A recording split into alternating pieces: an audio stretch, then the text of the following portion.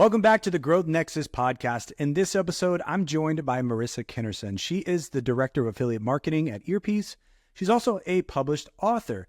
And in this episode, we dive deep into balancing our passions with our profession and also reframing burnout.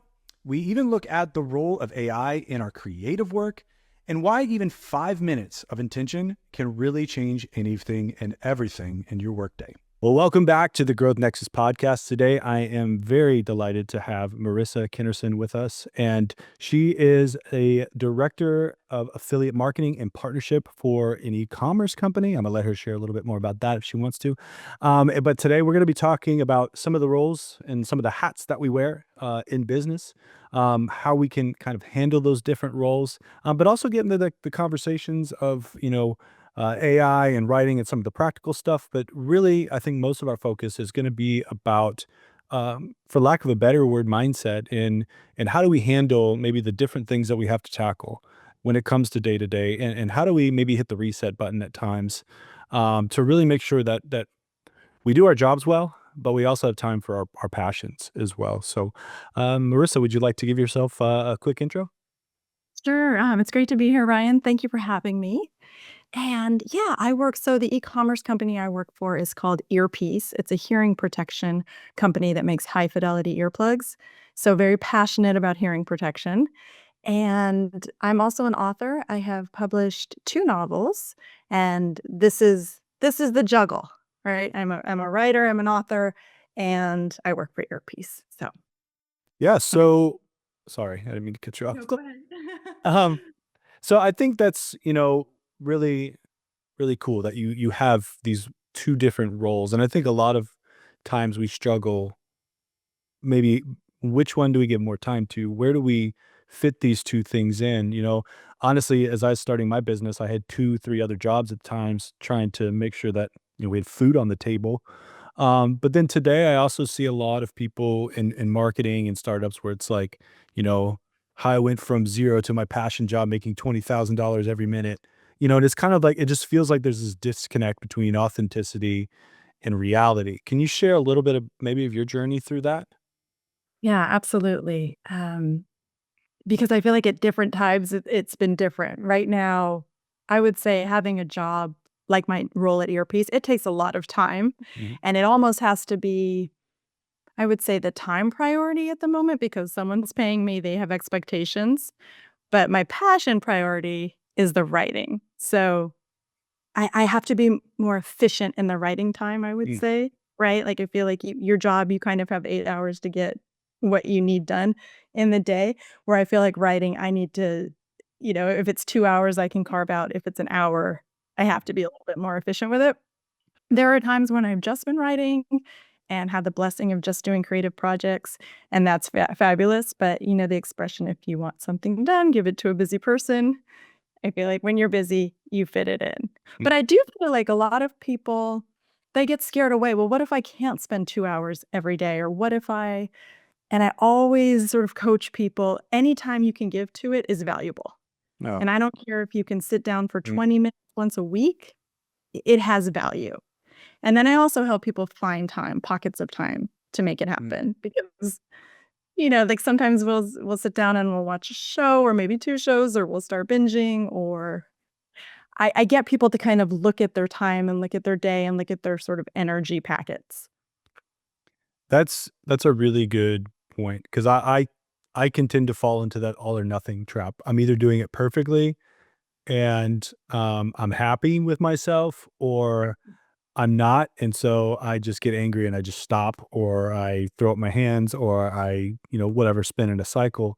But that line you said, like, whatever time you can give to it is valuable. I think that's really profound, but yet very simple. And we don't have to maybe put so much burden on ourselves to do some of these things, whether it be, maybe it has to do with your regular job or in learning a new skill set or learning um, a new concept that's coming out there, and you say, "Well, I don't have time to do that." But we all have time. It's just where do we want to use that time? Am I gonna scroll on a device, or am I going to invest that time back into something that's passionate? It reminds me a lot. Tony Robbins talks about net time, no extra time. right? So when I'm driving in my car, when I'm having a cup of coffee, when I'm, mowing the lawn, or these are all small opportunities for growth and learning because I can typically listen to something or read something or now I'm driving, obviously, I can't read, but I can listen, right?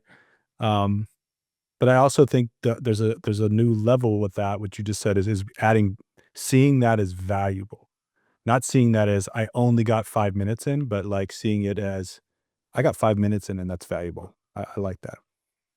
Exactly, and I think, we have streak culture, which I actually personally don't like because I tend to be pretty consistent with the things I'm doing. But Hmm. let's say at the day and all of a sudden Peloton or whatever it is, or the meditation app says, I had this wonderful streak, and then all of a sudden I'm back at 0, but I'm not back at 0, and that so I think we have to watch streak culture, and I'm listening to this book, Oliver Burkeman, called Meditations for Mortals, and it really is profound, and he's the one that most recently, in my mind, in my experience when I'm reading, he said, "Anytime you sit down to do something creative is worthwhile, period." Mm. And I love that. Maybe you sit down and you meditate for 10 minutes. Doesn't mean you're going to meditate for 10 minutes every day, maybe not. Yeah. But gosh, it was worthwhile Yeah. that you did. And we know, Brian, we know that, like, when you Yeah. do something and you get a little bit of joy or pleasure, you're probably going to go do that again. But we have so much shame and expectation built around habit, streaks, right? No, for sure. I'm laughing because I fall into that trap, right? I've got all Me these too. different apps where like I didn't wake up right today. I didn't read enough today. I didn't do X enough today. So that day is lost. Right. And I feel that shame and I feel that frustration. And it actually makes it harder to go back and start again because in the back of my head is, well, you're just gonna fail. You're just gonna break the streak. And while that may be helpful for an app or a system to maybe gamify it, we don't necessarily always think about the adverse effects of these technological advances where it actually may be causing that harm with shame coming in. It is so simple. It's funny that I didn't think of this as somebody who I'll just say personally, for me, I'm always looking, how do I optimize my life? How do I get more out of my time? I've got 2 kids. I've got a wife I want to stay married to. I've got businesses that I'm running. I'm going to school. So like there's all of these different things that I need to do. So how do I optimize it? And then oftentimes I actually make it worse by adding shame when I don't do it perfect, which is funny because nobody's perfect, but it's that cycle we can get into. And that idea of like, I got 5 minutes, I got 15 minutes, I got 20 minutes, and it was valuable and it added a benefit. And I like what you said too. I don't actually go back to 0. No. It's actually impossible to go back to 0 if you think Impossible. about it. You're right, Yeah. exactly. And I think, something you just said, did I just lose my train of thought? Um, different I think different things work at different times, Yeah. right? Like, for me, I had a long time where for writing, it was like butt and chair, no matter what, butt and chair, and I would sort of light a candle and pull a tarot card, and I had this ritual where I'd set a 25-minute timer, and that just worked, and it worked for a whole book. Well, now I need something sort of more organic and a little more woo. Well, it's pretty woo to light a candle and pull a tarot card, but bud and share did not work for me anymore. I needed something more organic and gentle, and like we're saying, sit down for 5 minutes and just enjoy it and soak it up.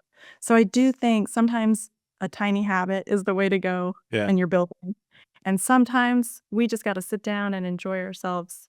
Because also I think you're sometimes I can't sit down to make a piece of art because I'm like, "Well, why am I doing this? Who's gonna see it? What's the value in it?" But if I think, "Well, I'm sitting down for 5 minutes to make art because it's fun," that is such like, so much pressure up. Or I'm sitting down for 10 minutes to work on a new novel for fun. That is so different than my agents waiting for it. Or am I gonna be brilliant? Or am I gonna not make all the mistakes I made in the last novel, Right. right? Yeah, You absolutely. get it done, there's an efficiency to it, ironically, but also you might just yeah, you're not ashamed, you're enjoying it more. I think Right. different things will come out. So how does that taking that concept, right? So these are allowing our passions to what does that do then for your job? How does that impact your job? Right. Well, I had a professor in graduate school, and she said everything always needs to be yummy and delicious. And if it's not, back away and start again. And so that was for writing papers. I have taken that into any day job. So recently I was finding my day job very high pressure, and there was a drudgery component. And I thought, I got to back off and make this yummy and delicious. So I'm taking my creative life, I'm taking my Marissa-ness, which always brings creativity to the table. I'm bringing it to my day job. And in that context, it was lead generation and following up, a lot of heavy duty sales work. And I thought, okay, how do I make this creative? And I thought, well, I get to reach out to the music industry, the moto industry, the hotel industry. That's pretty cool. So right there, I thought. So I just went back and thought, make this more creative, make this more juicy. What companies do I love in the music industry, the moto industry? Who are people I know that I love? So that's an example of how I bring that. And then as far as I would say, we all have parts of our job we don't want to do, right? What a great way to use 5 minutes or 10 minutes or 15 minutes, right? Right. Same kind of thing. Just sit down and do it. It's going to be valuable. It might not be like your favorite thing in your life, but then it's done. So I think that's Yeah, similar. looking for the value in what we're doing, and then also like reframing, right? And I think this is, if we kind of think about today's tools and technology, um, it's very easy to just want to outsource everything to AI. Say, well, this is mundane, AI should do it. But AI doesn't have passion for music. AI doesn't have a passion for automotive. AI in by nature can't have passions. It's a computer program. And while you can augment things and train models and blah blah blah, but it never has a passion. And if we just push the button and let that automate, we'd actually never have the human interaction. We actually wouldn't really learn about our audiences in a more deeper, authentic way. And we're going to continue to lose interest in our job because there's no connection in our job. And so I think it's interesting by stepping back and reframing it. And I think anybody could come up with their own terms. If you don't like yummy and delicious, you're like, is this Right. full? Is this does this drive me? Does this bring me joy? I think of that lady who was on, I forget what TV, but she was the organization lady. Does it bring you joy? Oh, right. This is Dark Joy, Marie Kondo. Yeah, there you go. But I think in same thing, like pulling back, like I have to do that at times because I don't like sales prospecting. I don't like it. But it's a necessity in the job to go find new business. We're always selling. And so I have to go, well, what do I like? Well, I like meeting new people. Right. I like hearing people's stories and understanding how they're overcoming things. I like to know why people came up with the business idea that they came up with. I think it's so fascinating how many businesses are. So if I reframe my sales into that, not only am I probably going to be more successful because I'm going to be more authentic when I have a conversation and I'm not just letting AI try to drown me out. Now, don't get me wrong, I use artificial intelligence all the time. I think it's a great tool. But at the same time, it brings purpose back to it. And I really like that reframing that you have in stepping it back and saying, this has to get done. And I can either enjoy it or I can be miserable. And that's a choice that we have. And I don't think we realize that. I didn't realize that growing up, like how much of a choice we have in the experiences that we have every single day. Um, so I like your reframing. I think that's really cool. And I'm sure, like, I don't know, like you probably enjoyed what you're doing a lot more after you reframed it. Oh, yeah. And I think, I want to get back to the AI thing too, but and maybe it's something as simple as this sounds a little corny, but is there like a piece of chocolate that would make you happy or a smoothie? Or Mm, if you get up and take a walk around the neighborhood and listen to some music, would it make a difference for you to go back and reframe? mm, Break it up. So I was thinking as a writer, I really resisted AI for a long time. So that didn't even occur to me to take some of the tasks that are more mundane and give them to AI. But now I'm finding a blend of how to use it, but I resist it in terms of outreach content because I feel like it won't be as authentic, it won't have my voice. So I just sort of I play with it, I use it a little bit for that kind of thing. But yeah.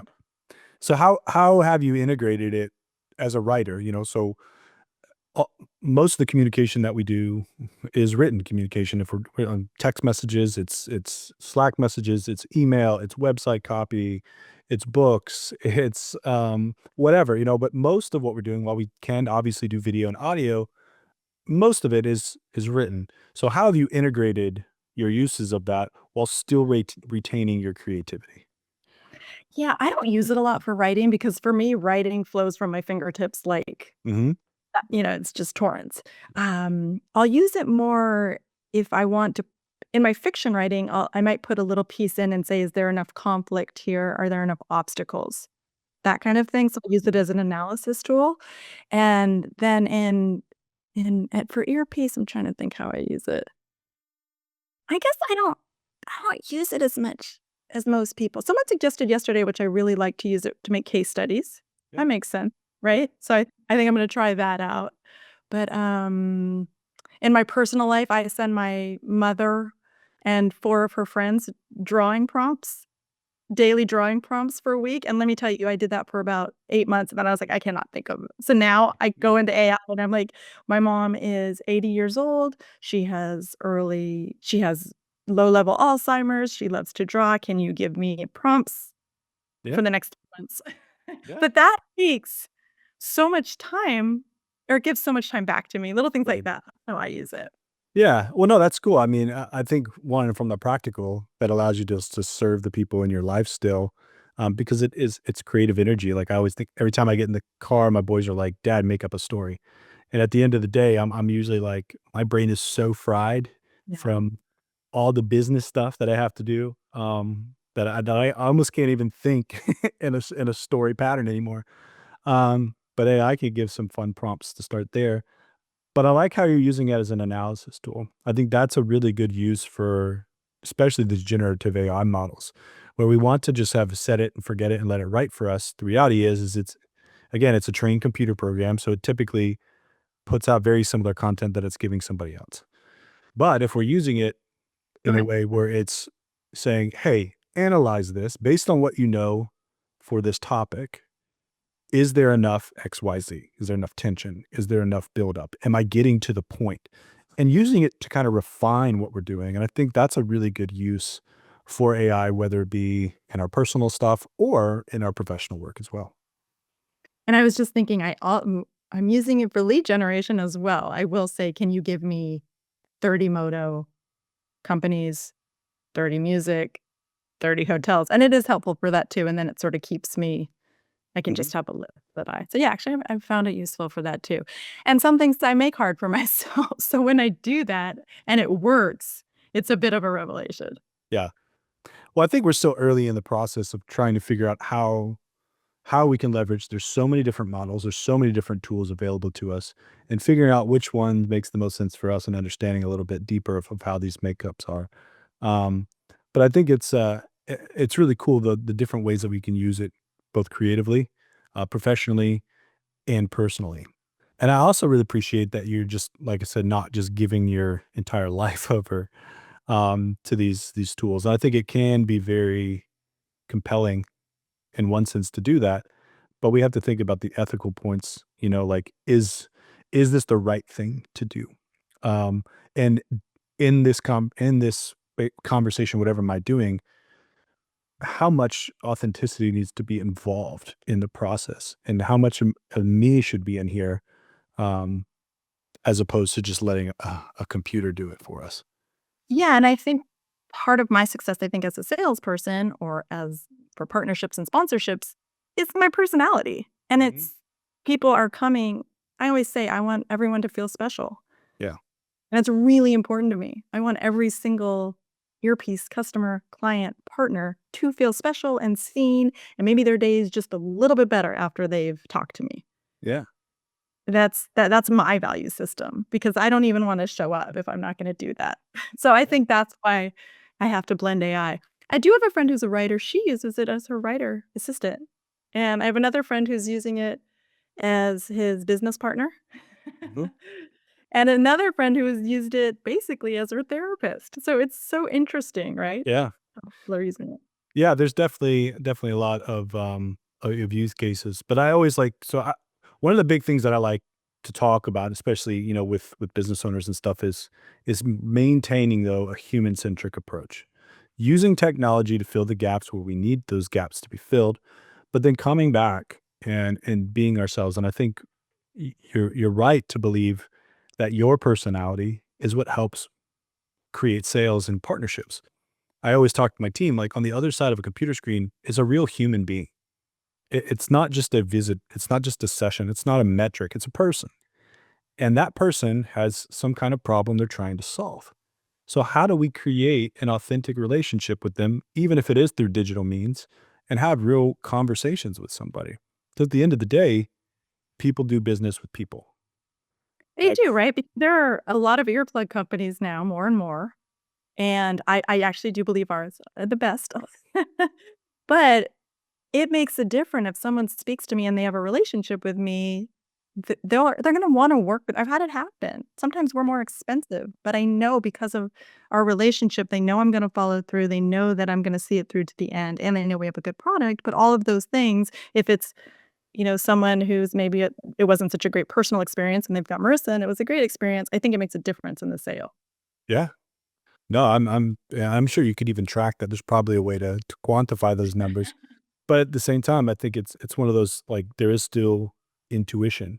And I think that's something that no matter how hard, um, these agents try, they're never gonna have an intuition. I mean, they're running on code, binary code. They're looking at ones and zeros and making the next best assumption based on the inputs, right? What they've been told to do. So I think it's important in sales and marketing, for business leaders, while we leverage these tools, not forgetting those nuances that come through our people, and equipping the people who can build relationship, who um, who can bring their best to their day because they have these other soft skills that are extremely important, and I think are going to be even more important as we become more of an automated kind of workforce in the tech space, where you being able to have conversations, look people in the eye, shake somebody's hand, make somebody laugh, make somebody feel special. And I think that's maybe under talked about today. If we talk about how much we can automate and do at such large scale, it's like, but what about those people who can be on a phone call and say, "How are you doing?" and genuinely mean it, I think that's really cool. Definitely, I agree. Yeah. So we've talked a little bit about our passions. We talked a little bit about how we find time in our business and how we can maybe even use these technologies. But at certain points, all of us, marketers, salespeople, CEOs, we hit a wall where maybe we're just like, oh, man, I don't know what to do next. Um, and I know in our previous conversation, we talked a little bit about some of the ways that you've explored overcoming those. And you want to talk a little bit about that? Yeah, do you mean in our professional or well, you know what? It's all related. It's all related. Yeah, to me, it's a blend. Like, like we talk about, work-life balance. I really think it's just life balance because, part of our work is part of who we are. So I think we can look at it just from, like, holistically. Yeah, so I think like, I was thinking this morning, what is my non-negotiable is exercise for me personally. Like, Mhm. no matter what, I'm getting that workout in. Mhm.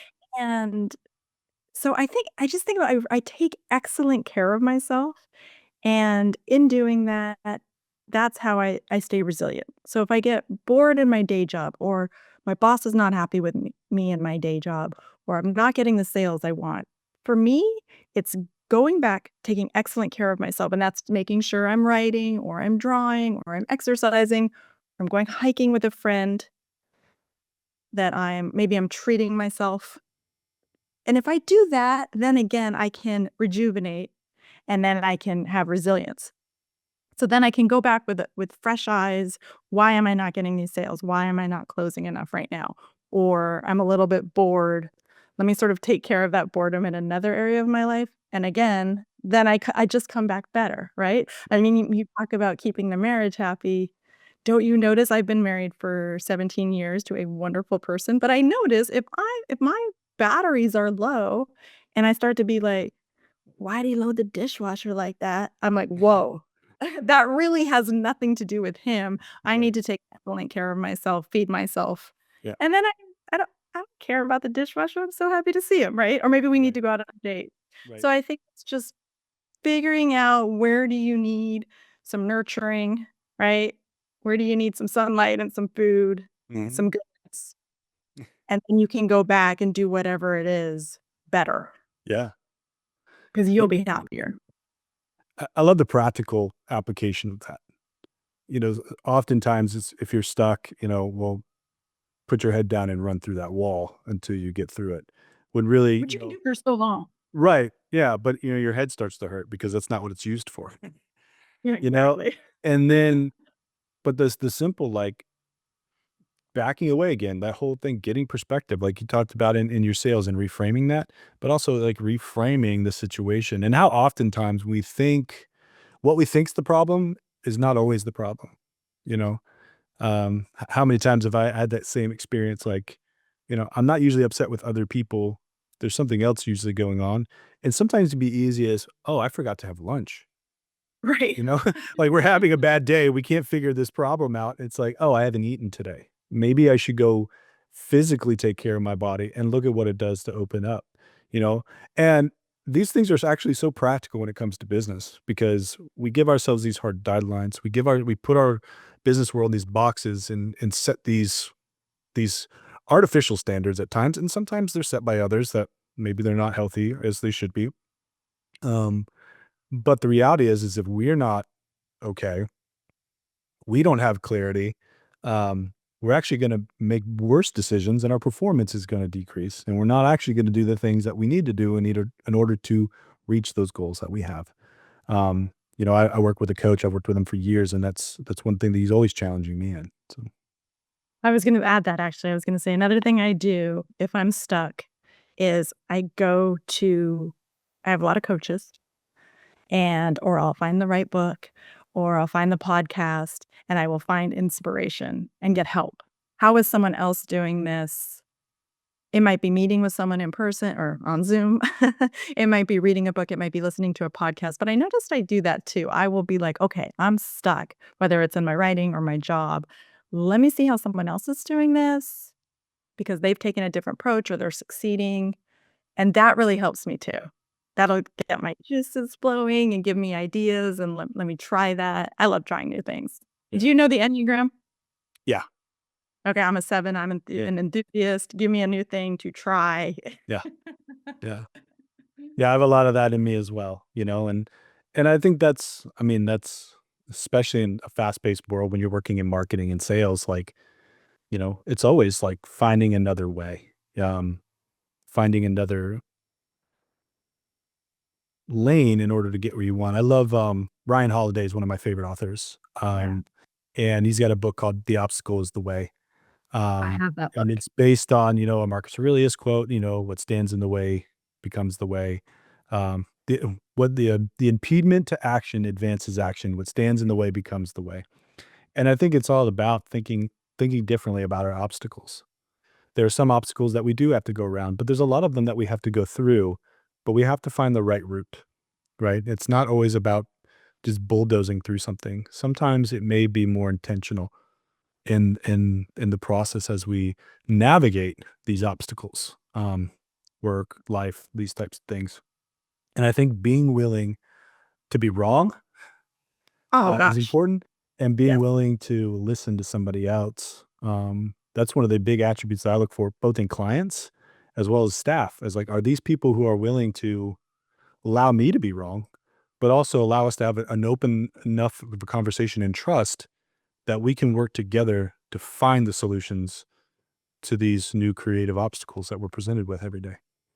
Yeah, and I would say and go outside of whatever your genre is, Mm, right? Like, yeah. it might be watching a film or listening to music or maybe somebody's who's doing sports marketing, even though that seems to have nothing to do with your business, it'll give you ideas, and I think you'll be a spectator in a different way of their work.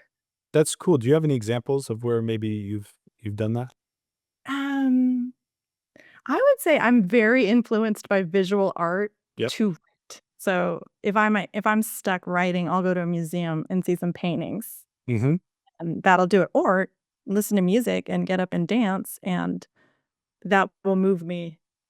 So I think that's, Yeah. or yeah.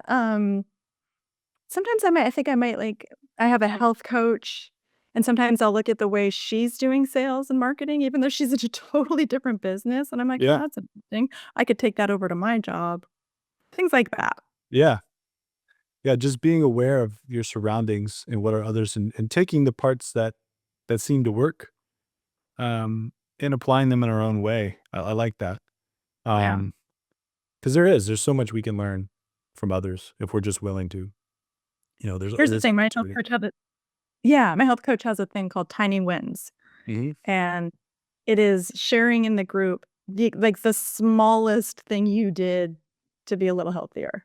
And I think you can do that in a sales job or in business. Celebrate your tiny wins. It'll make you feel good. So Mhm. that's something I've adapted. Yeah. 'Cause your boss might not notice a win at that level, but if you keep building yourself up, you're gonna feel better and better. Yeah. Because it's oftentimes like we have an end goal in mind, and we often don't celebrate or even celebrate when we get there, but until we get there. But there's so much that leads up to that. And it's easy to burn out in the process when you're not celebrating. My coach, that's the always thing, the first thing we get on, he goes, "Tell me some wins." And like, I have to try because I've been trained so much in the world to think, well, I haven't gotten there yet. So, but I'm not a win. But it's like, no, it goes back to what we started with today, right? Like seeing the little things is valuable. The little bit of momentum is valuable, and allowing that to build progress. We're not going to all have these quote unquote overnight successes. If we look at the real history, nothing is an overnight success. Um, but allowing the flashiness around us to kind of become muted, instead brightening up the path that we're on and going, I took one more step today. And this is what I was able to accomplish and achieve. Even if it wasn't what I thought I was going to achieve today, there's some value in this because I'm one day closer. So, And I love that, and the biggest example that in my life for that is writing a novel. It's a long con. So, I will give myself a sticker every time I write. It's just a tiny celebration, but I agree. I'm a big celebrator. I love to celebrate wins, big or small, and I think everybody should do it, and I think it might be valuable to either know that or make a list. Like, here are my is it dark chocolate? Is it my favorite hike? Is it a trip? Like, I really think it's important to have a list of ways to celebrate yourself that are big and small. yeah, because no one's gonna recognize you as much as you do, because 'cause you're with yourself I every agree. day. And, I love that. My coach does the same thing, and I've got, he'll say, "Okay, if you achieve that, what are you gonna do? How are you gonna celebrate?" Yeah. And, I like gifts. Most people in my life don't know what I like as much as I do. So Okay. I will buy myself gifts, I will Yeah. treat like I got myself a watch. The last I just, made a couple sales. I wanted this watch. I bought the watch. Sometimes it's a new hat. Yeah. Sometimes I'll get ice cream at McDonald's if their ice cream machine's not broken. You know, just little tiny, it could be a small thing or a big thing. And I think instilling that in our lives gives us the momentum we need in order to keep going, even when all else kinda can seem a little bit crazy. I think Great. it's a really good practice that I wish I was better at, but I'm not gonna shame myself because it's not about streaks like we talked about. It's about just being a little bit better each time. So, Yeah. awesome. I really want you to read this Oliver Burkeman, Meditations for Mortals, and you listen to a chapter a day, and I think you would love it. Cool. Well, I will absolutely check it out. And I'm excited to listen to that. I always like new books and learning new concepts from others. So I'll check that out and I'll post The it. premise is The sort of like it's not getting any better. Yeah. It sounds dismal, but it's not. It's sort of freeing. Like, Yeah. it's not about some goal in the future, it's about what's happening right now, and it's never gonna get smoother, Yeah. and it's not a destination point. And it's a very freeing, liberating book. Yeah. That's the it's the progress, the process, the journey that we're on is really where we get the most meaning in life. Even as and it's hard sometimes as business owners and people working in business, e-commerce, fast-paced digital worlds that we get consumed with the the metrics and the long-term goals, or if you're at a startup, when are we going to exit?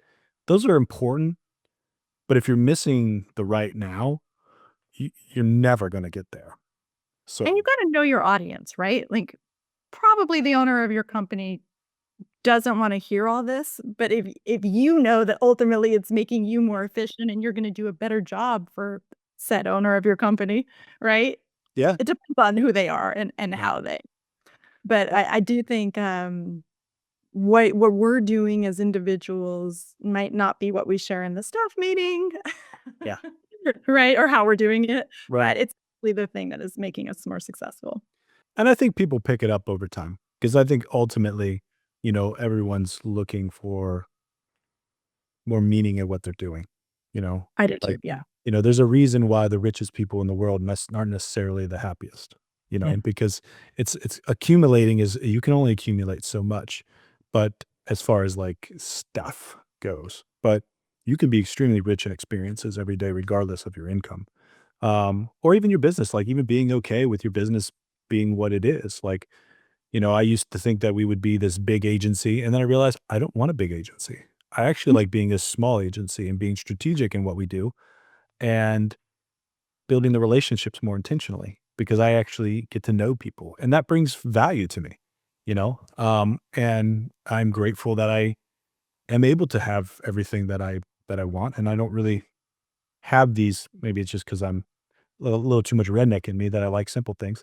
Um, but, you know, but it also is infectious, right? So, like, as I change as a business leader and I have a different attitude, my team is affected by that. If my teammate is experiencing something, like, special, like, it's infectious, like, we want to be a part of that as them as well. So, I think these, again, soft skills are extremely important when we talk about, our business activity and the rest of our lives as well. I was just thinking, I remember one of my maybe my second job out of college was at DoubleClick. Do you remember DoubleClick? Mhm. Snipped ads. The CEO was Kevin O'Connor. I was young, and he would walk around and be like, "Oh, I don't know you. Tell me your name. What do you do?" We worked so hard for that company because they just treated us so well. They just treated us like humans, and there was such a human connection. I just remember that, like, certainly wasn't the most money I've ever made, but gosh, I worked hard Yeah. because I felt important. Yeah. Yeah. And I think that, Selling banner ads on, for right, right. And I think too, as we kind of tie this back into some of the other things we talked about, that's something that AI will never replace. That Right. sense of meaning and purpose and community, you know, um, and I think as businesses, as we learn to leverage and balance both, we use technology to where we can to help us do things better, to be more efficient, to make better art, to make better messaging. But we also make sure that we always stay connected to the people, whether it's our employees, whether it's our friends, our families, our staff, our customers, and creating that authentic human experience. I think that's going to lead to a much better world, even a world with more technology. But we have to do it. We have to be willing to do it. Yeah. So I think I wanna add that we talked about the Enneagram for a second. Know thyself. Like, mm, as a 7, I can get bored really easily, and it was actually a coach who told me, "Guess what? Being bored is not a bad thing." I was like, "What?" mhm, So for me, that's a trigger point. If I get bored, I have to be like, "Oh, okay, like, chill. It's okay. This doesn't mean you're in the wrong right. place and you need to blow up your life." Yeah. So I just think there is something to know how you tick as a person and know what your trigger points are, right? Get to know your person and find out your Enneagram type and find out what your triggers are. I know it sounds a little I don't think it is even woo. It's a personality test. It's kinda like a Myers-Briggs Yeah. and to figure out, right, how you tick. Yeah. I think that's an excuse we sometimes make because we're afraid to know ourselves. Yeah. And so we're gonna go here for a second in this podcast. Um, I love it. because Let's do it. because if we don't again, we know ourselves better than anyone, and if we don't, we're allowing other people to dictate who we are, and that will never lead to a life of fulfillment. when we allow other people to tell us who we are, we should be, how we should feel, like that is so toxic to us as just human beings. And speaking for somebody, I did that for most of my young adulthood, and it didn't end very well for me. Yeah. I burned out pretty hard, and I'm responsible for the decisions I made, like 100%. It's not their responsibility. They were just doing what they do. I was responsible for allowing other people to define me. And now that I know who I am and I'm okay with who I am, sure, I get frustrated at times, absolutely. But I know myself and I'm comfortable in myself and I like myself. Not over bloated where I'm a jerk to people, but I have healthy confidence in myself. I also know where I'm weak and where I can learn and grow. And it's allowed me, like you said, to be more free, to admit my mistakes, to be open with others, to be more authentic in how I feel, to share myself with others more realistically, to my boys, my wife, my friends, my colleagues, my clients. And you know what? I have better, more meaningful relationships than I've ever had before.